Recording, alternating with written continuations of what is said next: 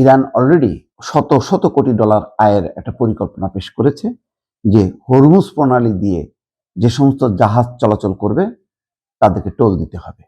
নতুন একটি বিষয় যুক্ত হলো, ইরানের বিরুদ্ধে ইসরায়েল এবং আমেরিকা যে যুদ্ধ শুরু করেছে সেটি এখন বাণিজ্যের যুদ্ধে রূপ নিতে যাচ্ছে।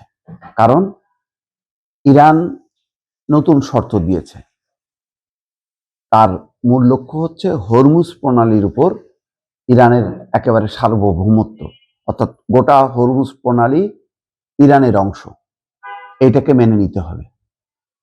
এবং এটা মেনে নেওয়ার পাশাপাশি ইরান অলরেডি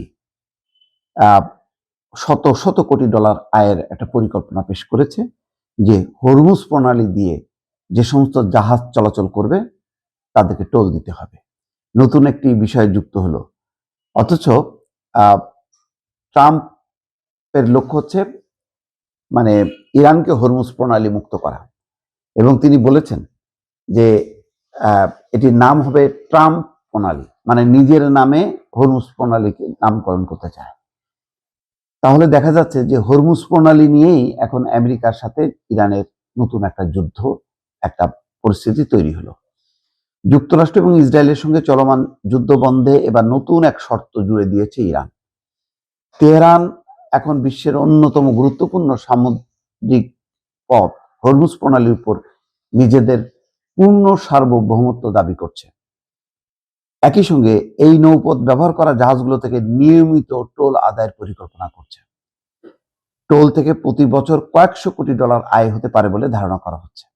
বিশ্বের মোট জ্বালানি তেল এবং তরলীকৃত প্রাকৃতিক গ্যাসের প্রায় 1/5, 1/5 এই সরু জলপথ দিয়ে পরিবহন করা হয়। দীর্ঘদিন ধরে ইরান এই পথকে তাদের সবচেয়ে শক্তিশালী ভূ রাজনৈতিক অস্ত্র হিসাবে ব্যবহার করে আসছে, এবং হরমুজ প্রণালী আটকে দেওয়ার পরেই কিন্তু পুরো যুদ্ধ পরিস্থিতি অন্যদিকে মোড় নিয়েছে।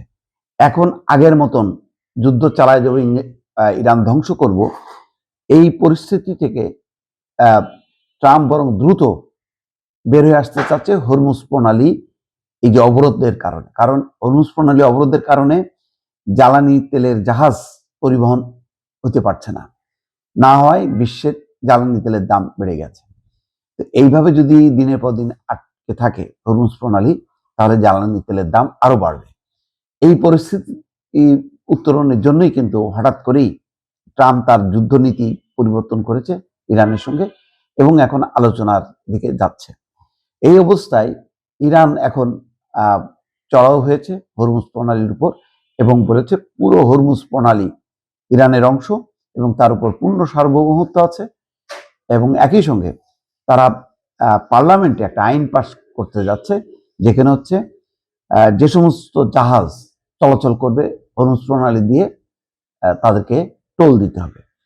যুদ্ধের কারণে হরমুজ প্রণালী দিয়ে জাহাজ চলাচল বিঘ্নিত হয়, বিশ্ব বাণিজ্যে ব্যাপক অস্থিরতা তৈরি হয়েছে। এমন পরিস্থিতিতে বিশ্ব অর্থনীতিকে নিয়ন্ত্রণের কৌশল হিসেবে প্রণালীটির পূর্ণ নিয়ন্ত্রণ চাইছে ইরান। ব্লুমবার্গ ইকোনমিক্সের মধ্যপ্রাচ্য বিষয়ক প্রধান দিনা এসফান্দিয়ারি বলেন, বিশ্ব অর্থনীতিকে জিম্মি করা যে কত সহজ ও সস্তা তা ইরান এবার ভালোভাবে বুঝতে পেরেছে। আয়ের নতুন উৎস হিসেবে তারা এখন একে কাজে লাগাতে চাচ্ছে। তবে ইরানের এমন পরিকল্পনা নিয়ে চরম উদ্বেগ প্রকাশ করেছে ওয়াশিংটন। মার্কিন পররাষ্ট্রমন্ত্রী মার্কো রুবিও এই পদক্ষেপকে অবৈধ এবং বিপজ্জনক বলে আখ্যা দিয়ে হুঁশিয়ারি দিয়েছেন। তার মতে আন্তর্জাতিক জলপথে এমন খবরদারি কোনোভাবেই গ্রহণযোগ্য নয় এবং বিশ্ববাসীকে এই পদক্ষেপের বিরুদ্ধে রুখে দাঁড়াতে হবে। অন্যদিকে ইরানের নতুন সর্বোচ্চ নেতা আয়াতুল্লাহ মোস্তফা খামেনি তার প্রথম ভাষণে স্পষ্ট করে বলেছেন, হরমুজ প্রণালী অবরোধের সুযোগ ইরান কোনোভাবেই হাতছাড়া করবে না। বিশ্লেষকদের মতে ইরান যদি সত্যি টোল আদায় শুরু করতে পারে, তবে তাদের মাসিক আয় মিশরের সুয়েজ খালকেও ছাড়িয়ে যেতে পারে। সিএনএন এর এক হিসেবে বলছে, প্রতিদিন এই পথ দিয়ে যাওয়া প্রতিটি বড় তেলবাহী ট্যাঙ্কার থেকে $20 লাখ ফি নিতে পারলে ইরানের মাসে আয় হবে $80 কোটি বেশি। $80 কোটি বেশি আয় হবে প্রতি মাসে। অবশ্য আন্তর্জাতিক সমুদ্র আইন বিশেষজ্ঞ জেমস ক্রাস্কা বলেছেন, আন্তর্জাতিক জলপথে টোল আদায়ের এই দাবির কোনো ভিত্তি নেই। তবে এর মধ্যেই কিছু জাহাজ নিরাপদে পারাপারের জন্য ইরানকে গোপনে মোটা অঙ্কের অর্থ দিচ্ছে বলে গুঞ্জন উঠেছে, যা এই সংকটকে আরো ঘনীভূত করছে। অর্থাৎ ইরানকে এক ধরনের ঘুষ দিয়ে পারাপার হচ্ছে। হরমুজ প্রণালী নিয়ে আরেকটা নতুন সংকট তৈরি হলো, এই ব্যাপারে কোনো সন্দেহ নেই দর্শক।